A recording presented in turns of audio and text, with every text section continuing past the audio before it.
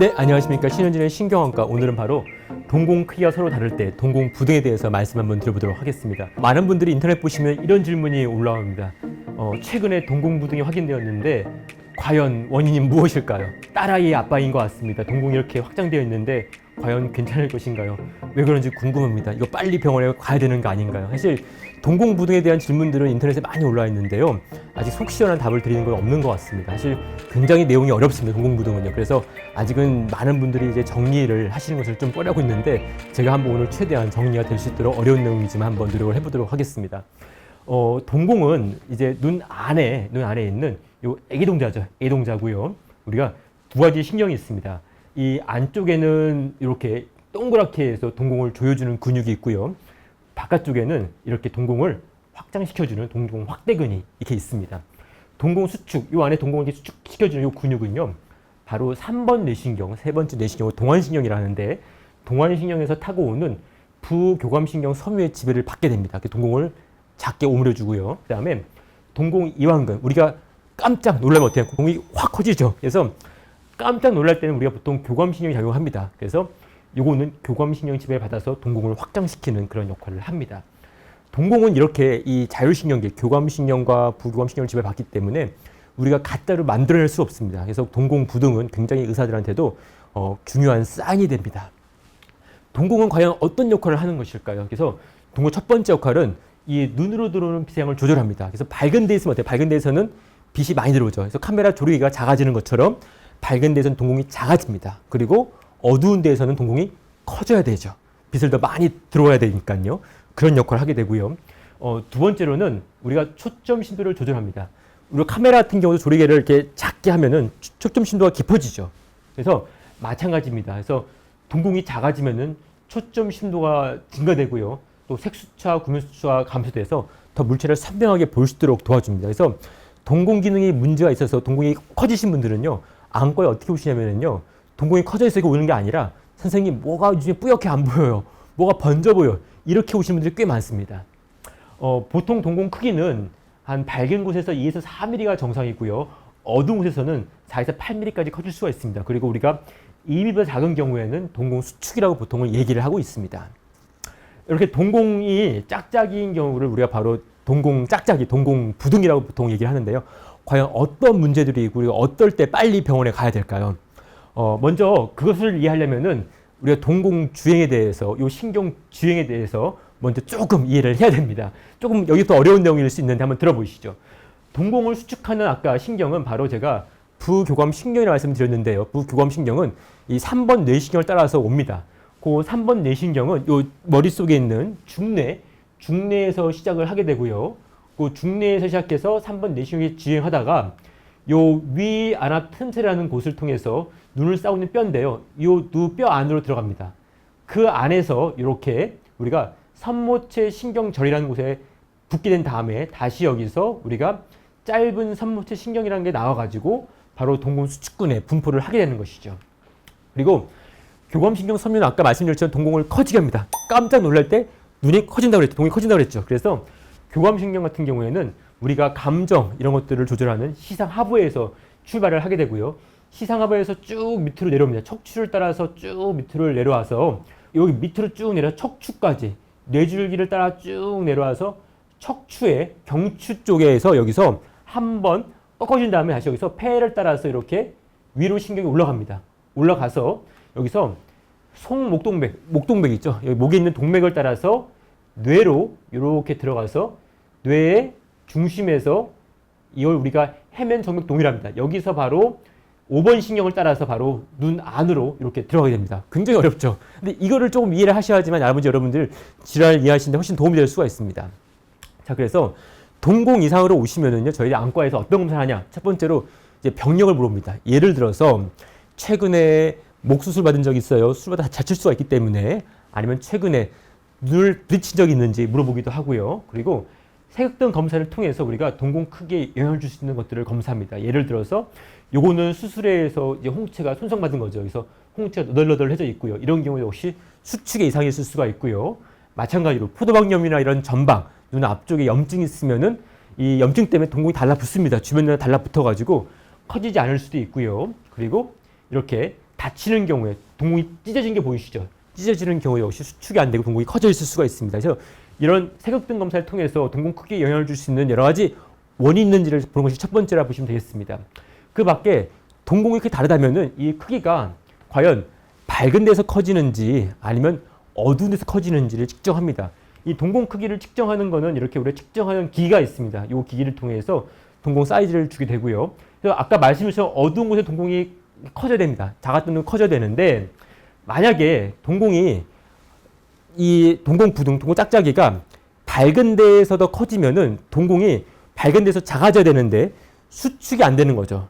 수축이 안 되는 거기 때문에 아까 말씀 수축하는 것은 부교감신경입니다. 그래서 이런 경우에는 부교감신경에 문제가 있겠구나 라고 알 수 있고요. 대표적으로 뒤에 나오겠지만 3번 뇌신경 마비 이런 것들이 있습니다. 거꾸로 동공 부등이 어두운 데서 커지는 경우, 어두운 데서 동공이 커져야 되죠. 빛을 더 많이 받기 위해서 동공이 커져야 되는데 어두운 데서 동공 부위가 더 심해지는 경우에는 이 경우에는 동공이 커지는 교감신경 섬유에 문제가 있구나. 우리가 이렇게 추측을 할 수가 있는 거죠. 그래서 과연 동공 크기가 밝은 데 또는 어두운 데 어디서 더 짝짝이가 더 심해지는지를 저희가 다음으로 확인을 하게 됩니다. 그 밖에도 우리가 빛 반사를 확인합니다. 즉 동공에 빛을 줬을 때 양쪽 동공이 같은 속도로 수축하는지를 보는 건데 이렇습니다. 지금 밝은 불빛인데요. 밝은 불빛에서는 동공이 양쪽 다 이렇게 작게 수축되어 있죠. 근데 우리가 어두운 곳으로 가면은 동공은 불빛을 더 많이 받기 위해서 이렇게 커집니다.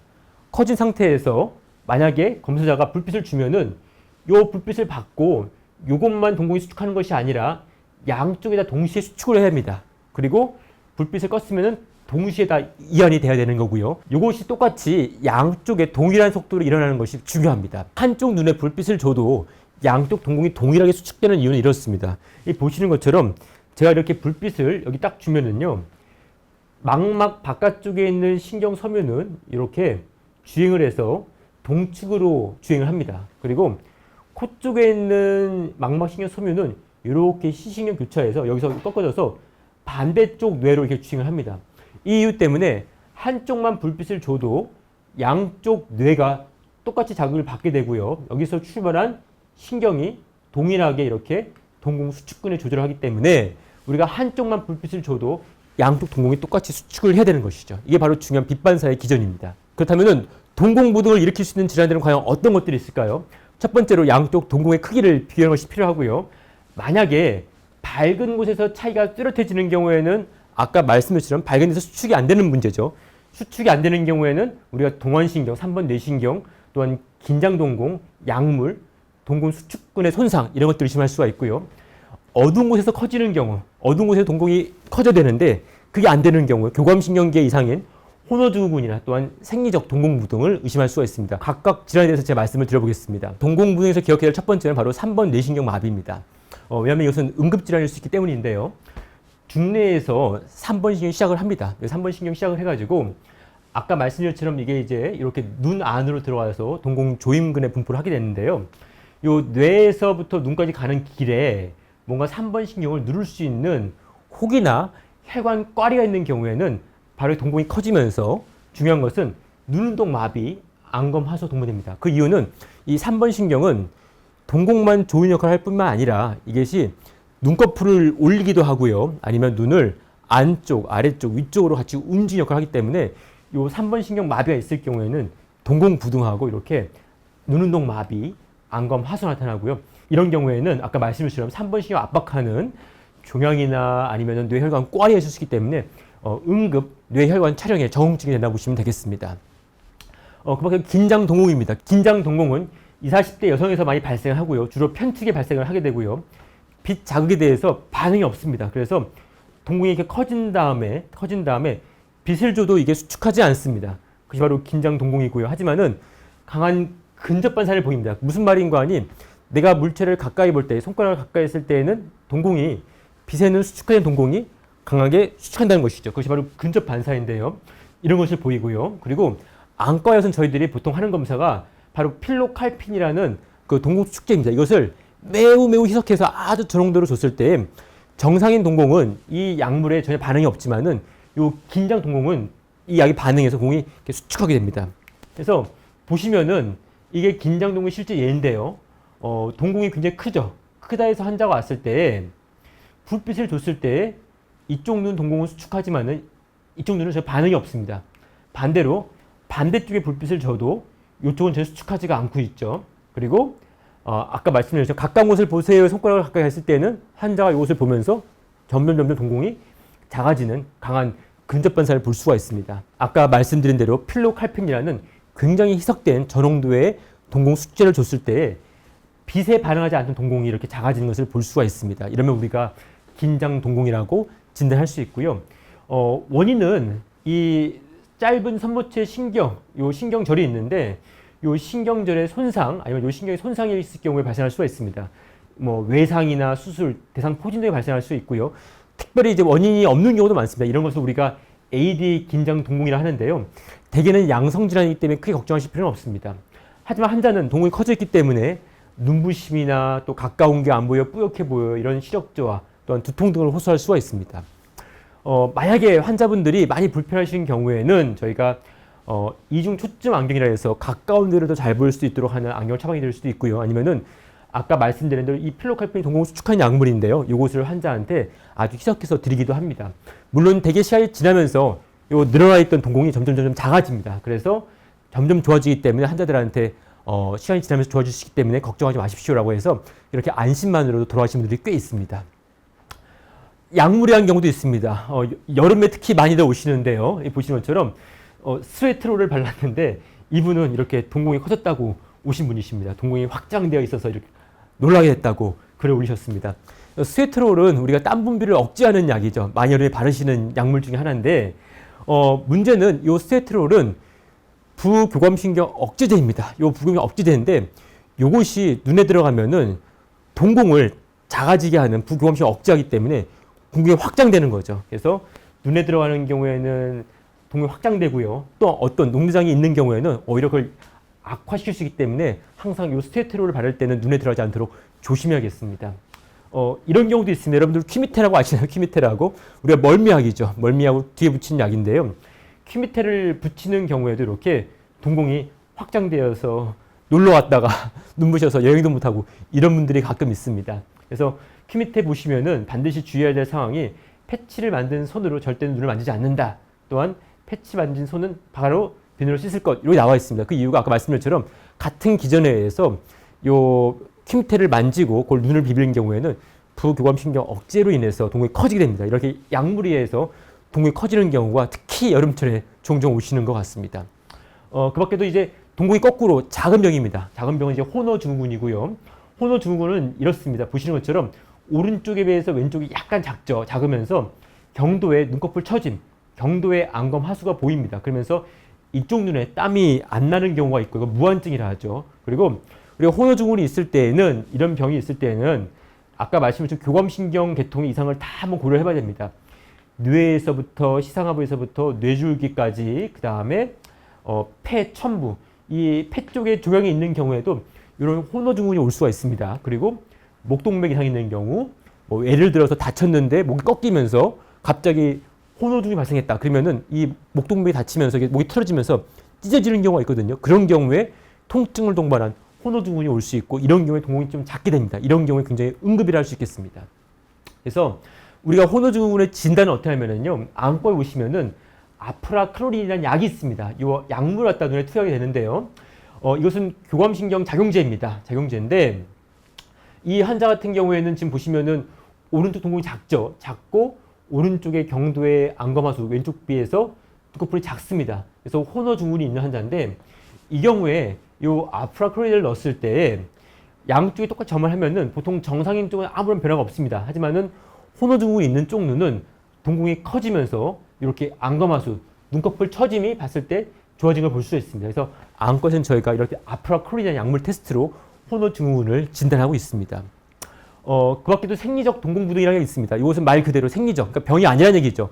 정상인들도 생길 수 있는 동공부등인데요. 특징은 이렇습니다. 우리가 보통 양쪽 동공 크기가 0.3mm 이상이면은 동공부등이라고 하는데요. 정상에서도 한 20% 가까이서는 이 동공부등이 발생할 수가 있습니다. 그래서 이거는 걱정할 필요가 우리가 없는 거죠. 정상이기 때문에. 그래서 이것은 우리가 동공이 작기 때문에 호너 증후군과 감별을 필요로 하는 질환인데요. 이 생리적 동공부등은 우리가 호너 증후군하고 감별할 때 아까 말씀드린 대로 아프라 클로리딘 주만을 합니다. 그러면은 호노주구 같은 경우에는 동공이 커지는데 이 생리적 동공부등은 크기의 변화가 없죠.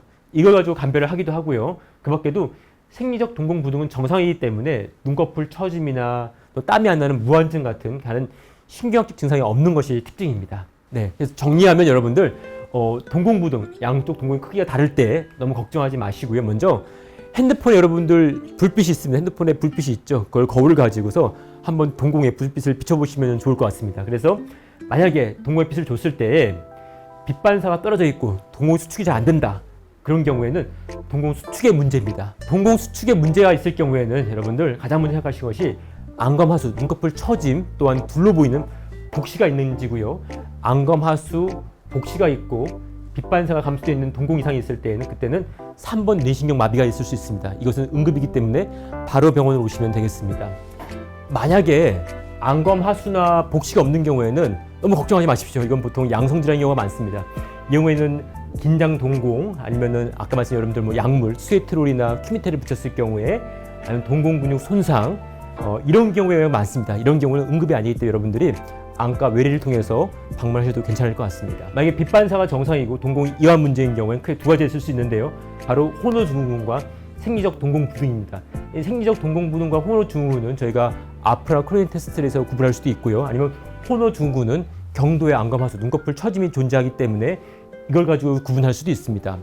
호노증후군이 의심이 되는데 만약에 갑자기 발생하고 또한 목이나 눈이 아픈 경우에는 우리가 목동맥 박리에 동반된 호노증후군일 수 있기 때문에 이 경우에도 바로 응급실로 오시면 되겠습니다. 동공부등 여러분들 오늘 좀 어려운 내용을 설명드린 것 같은데요. 어떻게 좀 도움이 되셨나요? 특히 여름철에 많은 분들이 동공부등 때문에 안과에 오시는 것 같습니다. 동공부등 원인을 잘 감별하시고요.